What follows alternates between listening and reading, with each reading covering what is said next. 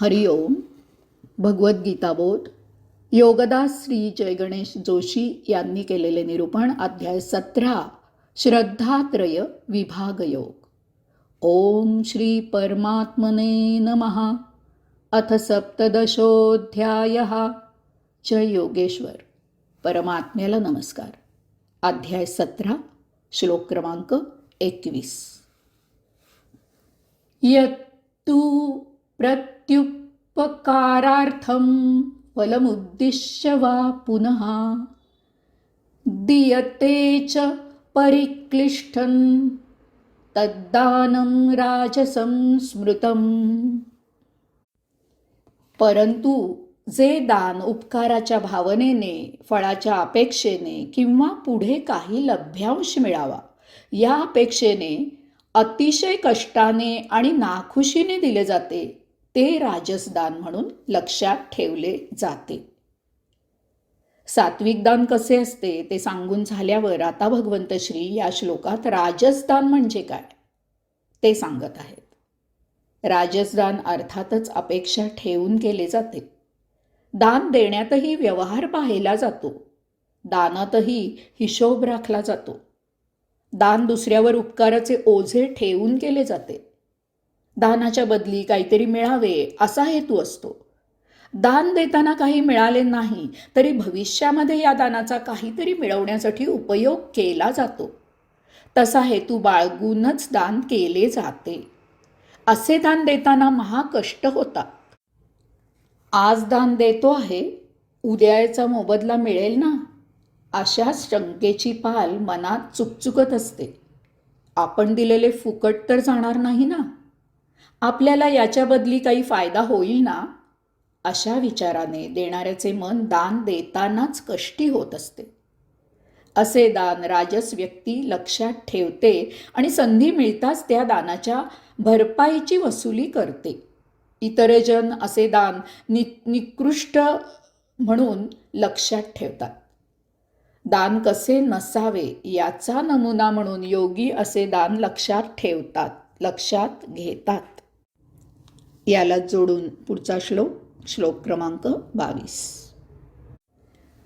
अदेशकाले यद्दानम अपात्रेभ्यश्च दीयते असकृतं यत् मवज्ञातं तत्तां समुदारुतम्. जे दान चुकीच्या जागी, अयोग्य वेळी आणि लायक व्यक्तीला दिले जात नाही, तसेच यथोचित सत्कार न करता तुच्छतापूर्वक दिले जाते ते दान तामस म्हटले जाते. सात्विक आणि राजसदान कसे असते ते सांगून झाल्यावर आता भगवंत श्री या श्लोकात तामसदान म्हणजे काय ते सांगत आहेत. तामसदान म्हणजे काय ते समजावे म्हणून तामसदान देण्याच्या सर्व नकारात्मक गोष्टी सांगितलेल्या आहेत. आदेश, चुकीच्या जागी दान दिले गेल्यास ते तामसदान समजावे. कोणी लबाडी करून पैसे लुबाडण्यासाठी एखादी संस्था चालवतो, अशा संस्थेला दान देणे हे चुकीच्या जागी दान देणे आहे. एखाद्या गैरधंद्याला मदत होईल असे दान देणे हे चुकीच्या जागी दान देणे आहे. अकाले, वेळ निघून गेल्यावर दान देणे हे तामस दान आहे. एखाद्या विद्यार्थ्याला त्याच्या शिक्षणाला वेळीच मदत करावी लागते.